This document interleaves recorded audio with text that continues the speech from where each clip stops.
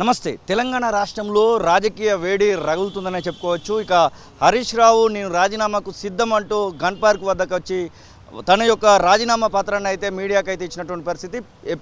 August 15వ తారీఖు లోపల 6 గ్యారంటీలను అమలు చేస్తే నా యొక్క రాజీనామాను నేను ఖచ్చితంగా తీసుకోండి, నా రాజీనామాను ఆమోదించండి, నేను ఇక సిద్దిపేటలో కాదు తెలంగాణ రాష్ట్రంలో ఎక్కడ కూడా పోటీ చేయనని అయితే హరీష్ రావు సవాల్ విసరడం జరిగింది. ఇక హరీష్ రావు వచ్చినటువంటి నేపథ్యంలో గన్ పార్క్ మైలపడింది అనే ఉద్దేశంతో పసుపు నీళ్లతో శుద్ధి చేయడానికి బల్మూరు వెంకట్ ఇక్కడికి రావడం జరిగింది, ఎమ్మెల్సీ.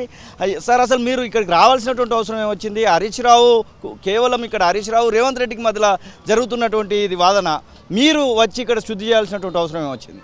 ముఖ్యమంత్రి గారు సవాల్ విసిరింది ఆగస్టు 15వ తారీఖు లోపల రైతులకి రుణమాఫీ చేస్తే బీఆర్ఎస్ పార్టీని రద్దు చేస్తారా అని చెప్పి మాజీ ముఖ్యమంత్రి గారికి సవాల్ విసిరారు. అసలు హరీష్ రావు గారు ఇక్కడికి ఎందుకు వచ్చారు? ముందు వారు సమాధానం చెప్పాలి. ఇంకోటి, రాజీనామా లేఖ సమర్పించినామని చెప్పి అసెంబ్లీ అఫైర్స్ మినిస్టర్గా పనిచేసి సుదీర్ఘంగా రాజకీయ అనుభవం ఉన్న హరీష్ రావు గారు స్పీకర్ ఫార్మాట్లో ఎట్లా రాజీనామా లేఖ సమర్పించాలి కూడా కనీస అవగాహన లేదా? ఉద్దేశపూర్వకంగా కేవలం ఒక పొలిటికల్ స్టంట్ కోసము పొలిటికల్ మోటివ్ తోటి ఇక్కడ వచ్చి ప్రజల్ని ఏదో మెస్మరైజ్ చేద్దామన్న ఒక ఉద్దేశంతో ఇక్కడ రావడం జరిగింది. సరే, హరీష్ రావు గారి సవాల్కి ఏదైతే సంబంధించి ముఖ్యమంత్రి గారు చాలా స్పష్టంగా హరీష్ రావు గారు వచ్చారు కాబట్టి పార్టీ తరఫున ముఖ్యమంత్రి గారి తరఫున బల్మూరు వెంకట్ ఎమ్మెల్సీ హోదాలో నేను వచ్చిన ఆయన ఇచ్చిన మాటకి ఆయన ఇసిరిన సవాల్కి ఆయన కట్టుబడి ఉండి ఆగస్టు 15th రోజు తప్పనిసరిగా దాని లోపల 2 లక్షల రూపాయలు రైతులకు రుణమాఫీ చేస్తాము. హరీష్ రావు గారు ఇచ్చిన రాజీనామా లేఖ కూడా మళ్ళీ వారితో మాట్లాడి స్పీకర్ ఫార్మాట్లో రాజీనామా లేఖ మీ ద్వారా వారు పంపిస్తే తప్పనిసరిగా రుణమాఫీ అయినాక వారి రాజీనామా వృధా కానియకుండా స్పీకర్ గారి దగ్గరికి వెళ్ళి దాన్ని ఆమోదింపజేసే ఒక బాధ్యత కూడా నేను తీసుకుంటా. నమ్మకం లేకనే దేవుళ్ళ పైన ఒట్లు వేస్తున్నాడు రేవంత్ రెడ్డి అనేటువంటి మాట బీఆర్ఎస్ పార్టీ నాయకులు మాట్లాడుతూ ఉన్నారు. ముఖ్యంగా హరీష్ రావు కూడా దాన్నే ఎక్కువ కోట్ చేస్తున్నటువంటి పరిస్థితి. నమ్మకం ఉంటే ముఖ్యమంత్రి పదవికి రాజీనామా చేస్తానని ఒక లెటర్ ముందు పెట్టండి, ఒక పెద్ద మనుషుల దగ్గర మనం ఆ లెటర్ను పెడతాం అనేటువంటి సవాలు కూడా విసురుతున్నారు. ఇప్పుడు నేను అదే చెప్తున్నా, మేము 100% ఆగస్ట్ 15కి మేము చేసి తీరుతాము. మీడియా ముఖంగా మేము యాక్సెప్ట్ చేస్తున్నాము. హరీష్ రావు గారు కూడా మొదట దాన్నే యాక్సెప్ట్ చేసారు. మీరు ఏదైతే స్పీకర్ ఫార్మాట్లో మీ రాజీనామా లేఖ మీరు పంపండి, ఆగస్టు 15 లోపల చేయకపోతే అని చెప్పి మీకు కావాలంటే మీరు రండి, నా రాజీనామా లేఖ మీకు ఇస్తా. ఎమ్మెల్యేగా నీ రాజీనామా లేఖ నువ్వు ఇచ్చినప్పుడు ఎమ్మెల్సీగా నా రాజీనామా లేఖ నేను ఇవ్వడానికి సిద్ధంగా ఉన్నా. ఆగస్టు 15 లోపల 100% రైతులకి 2 లక్షల రూపాయలు రుణమాఫీ చేసి తీరుతాము. మరి చేస్తే దాన్ని ఆమోదింపజేయడానికి స్పీకర్ ఫార్మాట్లో ఏదో తూతూ మంత్రంగా రాజీనామా లేఖ ఇచ్చి వెళ్ళడం కాదు, రాజకీయ లబ్ధి కోసం ఏదో పొలిటికల్ స్టంట్ కోసం. 10 సంవత్సరాలకు గుర్తుకు రాని అమరవీరులు వాళ్ళ ప్రాణ త్యాగాలు చేయడానికి కారణం ఆ రోజు రెచ్చగొట్టే వ్యాఖ్యలు చేసి వాళ్ళకేమో అగ్గిపెట్ట దొరుకుతుంది, హరీష్ రావు గారికేమో అగ్గిపెట్ట దొరకదు.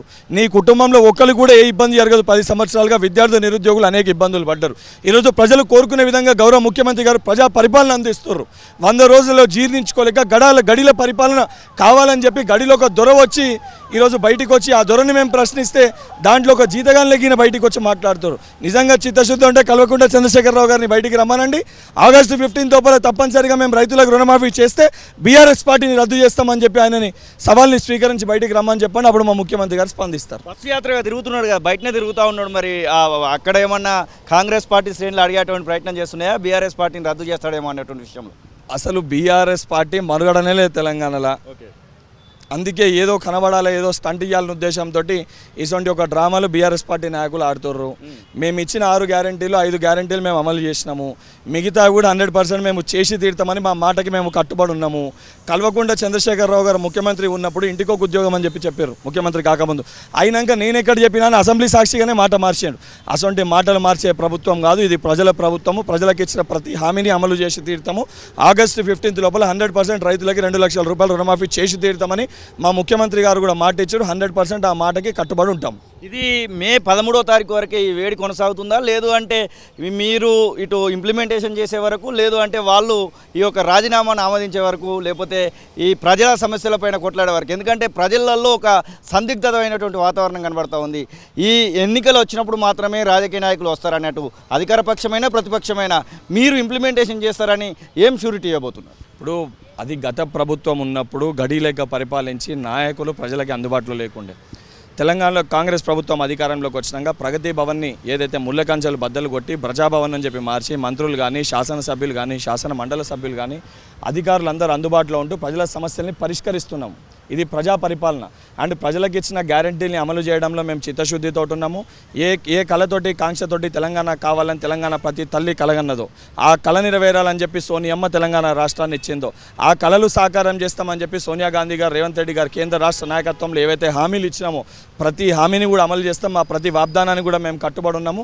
తెలంగాణ ఏ రకంగా మనం తెలంగాణ ఉండాలనుకున్నామో ఆ రకంగా తెలంగాణని తీర్చిదిద్దే ఒక బాధ్యత కూడా తెలంగాణ ఇచ్చిన కాంగ్రెస్ పార్టీ తీసుకుంటుంది. రాజీనామాకు మీరు కూడా సిద్ధపడతారా? ఒకవేళ హరీష్ రావు ఈ యొక్క రాజీనామాకు సిద్ధపడి ముందరికి వచ్చినటువంటి సందర్భంలో ఎమ్మెల్సీకి రాజీనామాకు మీరు కూడా సిద్ధపడతారా? ఆగస్టు 15 లోపల మీరు ఇంప్లిమెంట్ చేయకపోతే 100% రైతులకి 2 లక్షల రూపాయల రుణమాఫీ ఆగస్టు 15 లోపల చేయకపోతే నేను రాజీనామాకి సిద్ధము.